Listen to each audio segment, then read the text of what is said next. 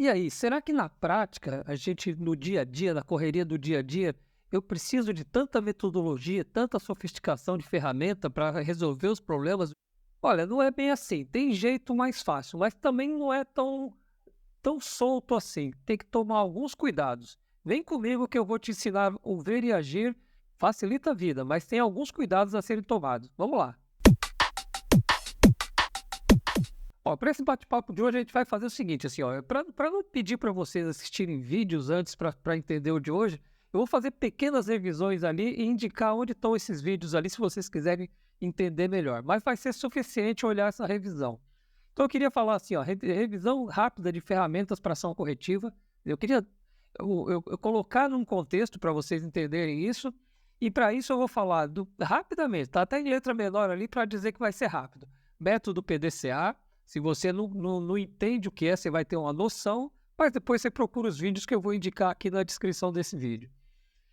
O princípio da ação corretiva, eu repito ele, eu reviso ele em vários vídeos, e nesse esse especial vai ser importante a gente dar uma revisada rápida, mas eu vou falar o suficiente para você entender. Uma tal de matriz para escolha de ferramenta, justamente como tem bastante ferramentas de ação corretiva, ou uma meia dúzia ali, a gente criou uma matriz para te ajudar a escolher, e aí o ver e agir vai entrar nessa matriz, vai ficar fácil para você ver entender quando utilizar uma ou outra. E aí nós vamos falar o que é o ver e agir, que é tão simples quanto o nome já induz, mas ele tem o seu papel no dia a dia, no dia a dia do gerente, né? É, E daí, com essa simplificação, como fica a metodologia? Eu quero até o final passar para você que nós não vamos abrir mão de metodologias. Mesmo quando simplificar, quando for para simplificar a vida, nós vamos mostrar que nós vamos seguir um mínimo de lógica, né, para fazer a ação corretiva que o PDCA nos ensina.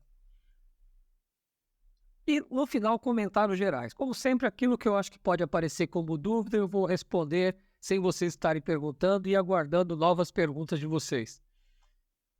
Então, vamos lá, revisão do método PDCA. Para quem nunca ouviu falar, assim, ó, o método PDCA é um método extremamente simples. A gente tem uns 2 ou 3 vídeos falando do método PDCA. Eu vou deixar a indicação aqui no card mesmo e na descrição. Mas que ele fala em você, todo o processo que você vai gerenciar, o método PDCA aplicado ao gerenciamento de processo, implica em você definir metas para o teu processo, definir quais procedimentos você vai seguir, aí você vai estar fazendo o P do PDCA, treinar a tua equipe necessária para tocar esse processo, até para eles poderem continuar executando, é o D de do PDCA, de executar em inglês. Depois, você ter o mínimo de medição necessária para ver se você está alcançando as metas que você estipulou. Então, estabelecer indicadores de desempenho para acompanhar esse processo, se ele está atendendo às tuas expectativas, é o C do PDCA, o cheque. E, por último, quando o indicador apontar problema, você atuar corretivamente, é o A do Action, né? Do PDCA. E você tem 3 ferramentas para praticar o PDCA no seu processo. É a padronização, para cumprir o P e o D do PDCA.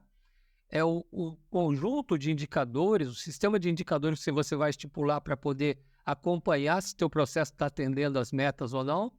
E as ações corretivas necessárias quando o indicador apontar que tem problema.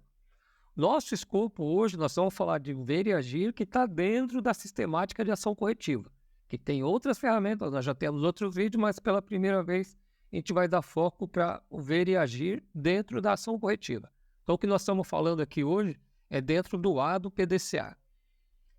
Bom, um princípio da ação corretiva, né? Porque ação corretiva, o nome atrapalha a gente, né? Você, quando toma uma ação e manda corrigir um produto ou um relatório, refazer porque saiu com defeito, isso não é ação corretiva. Isso é uma correção que eu tenho que fazer, que a gente costuma chamar de apagar incêndio. Eu não posso entregar o produto assim para o cliente. O que nós estamos falando de ação corretiva dentro do PDCA tem um princípio mínimo que toda ferramenta, inclusive o ver e agir, tem que respeitar. Então, só para a gente lembrar, se eu tiver um processo aqui representado pelo espinha de peixe, o diagrama de Chikawa, que gera um produto ou serviço também para atender a necessidade de algum cliente, o princípio da ação corretiva, né, o princípio que o PDCA sugere que para resolver um problema eu tenho que seguir esse princípio, é entender 3 fatorzinhos: problema, causa e solução.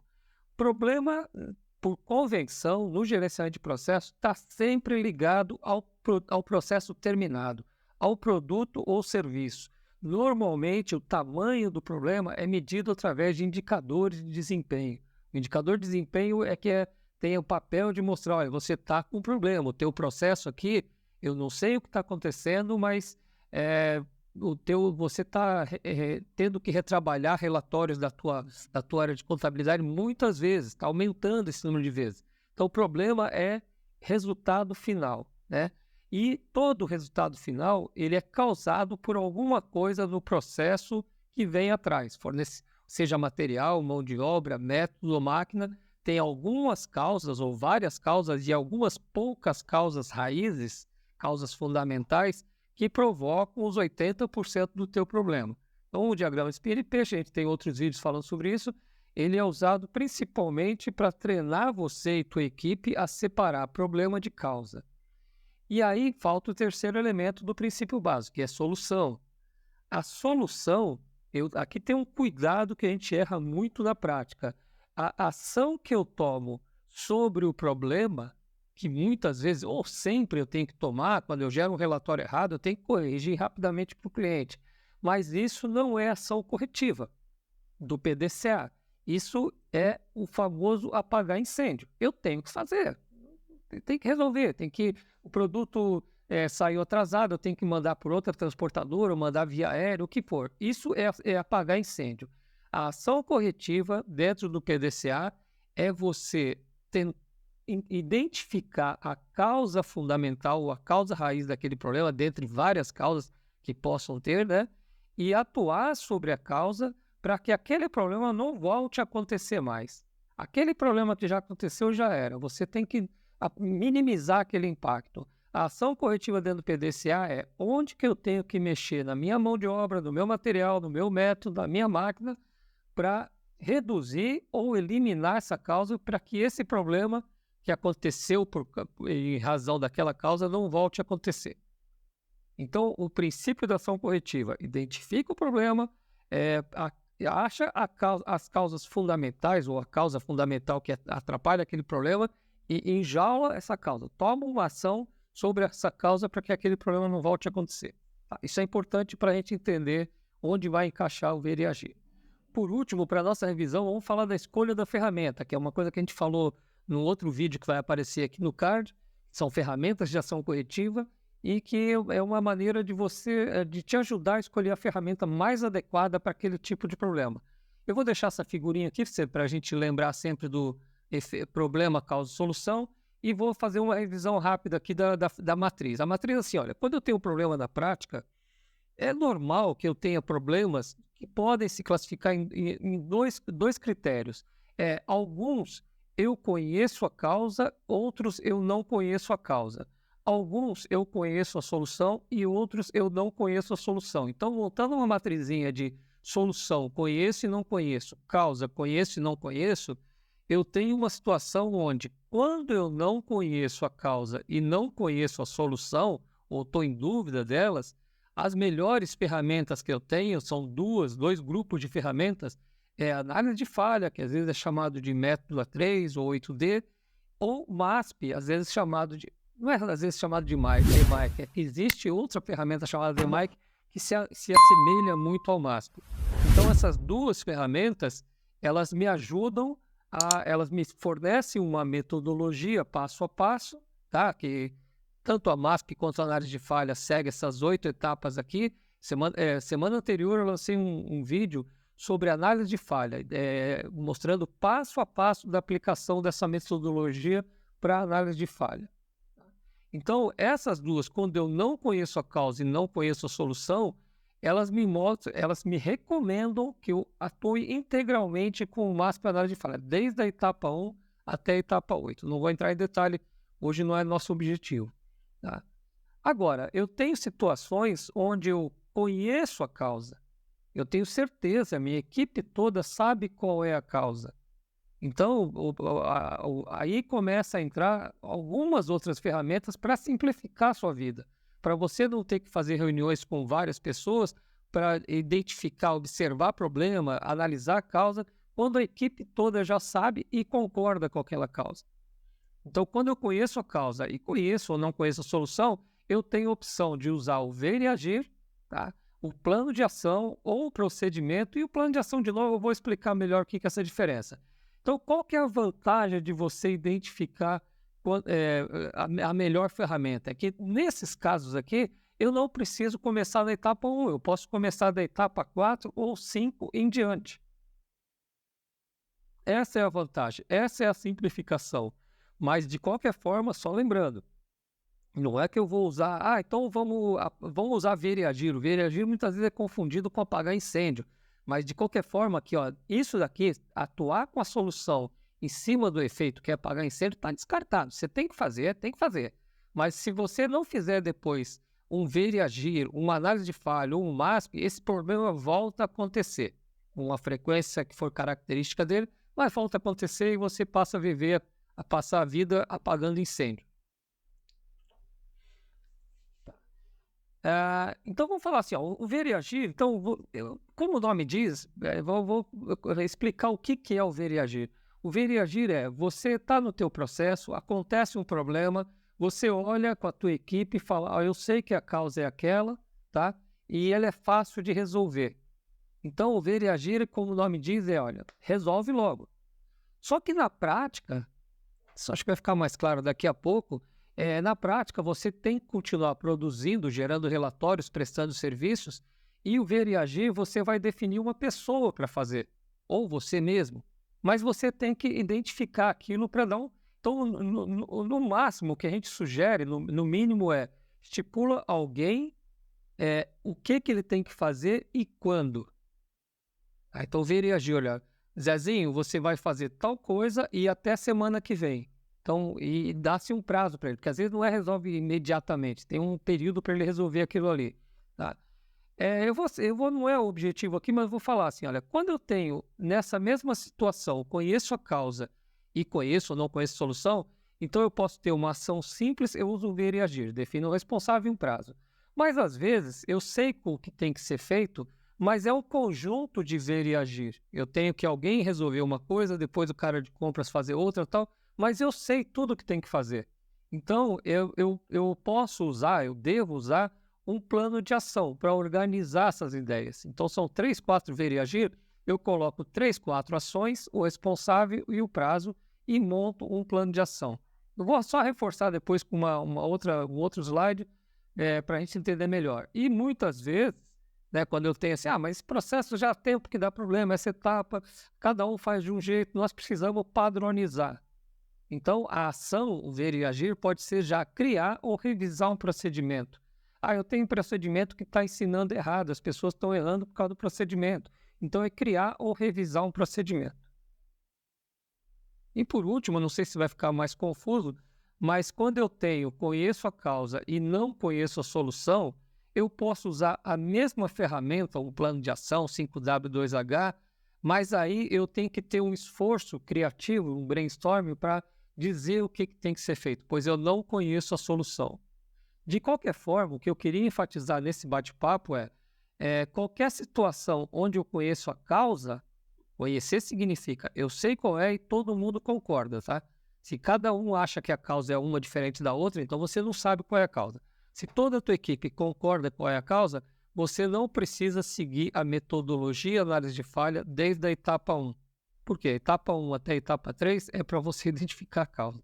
Então, se você sabe, então, ao ver e agir te simplifica a vida. Se você perceber essa situação, não abra uma análise de falha, não comece uma análise de falha. Parta direto para o ver e agir.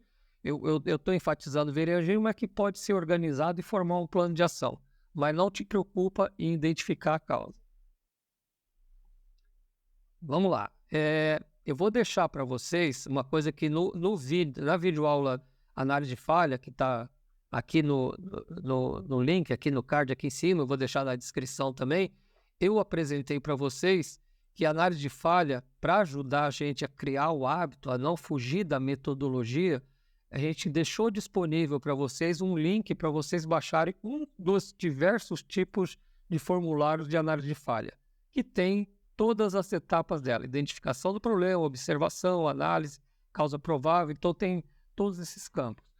O que a gente vai sugerir aqui é que, na prática, quando você falar eu não vou fazer análise de falha, eu vou fazer o ver e agir de qualquer forma, para criar um registro, se você adotou esse formulário de análise de falha, quando você for fazer um ver e agir, um plano de ação ou padronização, adote o mesmo formulário. A única coisa é que você vai ter que preencher a segunda folha dela, nesse caso, que é o plano de ação, a verificação, a padronização, se for necessário, e a conclusão. Aí aquilo que você não precisou trabalhar em grupo, você pode até preencher, mas preenche sozinho. Olha, nós observamos, o problema está sendo no lanche, se eu tenho uma lanchonete que produz salada, se eu percebo que a causa é melhorar o fornecedor, eu registro tudo aqui e faço um plano de ação para trocar o fornecedor da verdura, por exemplo. Pegando um exemplo fictício. Então, só reforçando, esse formulário, eu só toquei rapidamente agora, a gente disponibilizou ele na videoaula de análise de falha, e quando eu estou sugerindo que quando você não iniciar a análise de falha desde o início, usar um ver e agir ou um plano de ação, adote o meu formulário. Eu vou deixar o link ali para vocês. Se ficar um pouco confuso, vocês assistam a videoaula análise de falha, que vai deixar mais claro. Eu vou falar com mais calma sobre esse formulário. Bom, por último, vamos lá. Comentários gerais. Eu sempre penso assim, ó, que tipo de pergunta, que tipo de questão que eu posso não ter deixado claro até aqui, e vou convidar vocês a fazerem mais perguntas através dos comentários, né? Então, vamos lá. Escolha da ferramenta adequada. O Marcos está falando muita coisa, tal, então eu vou falar assim, olha, a hora que você for começar a utilizar, você vai ter um processo de aprendizado.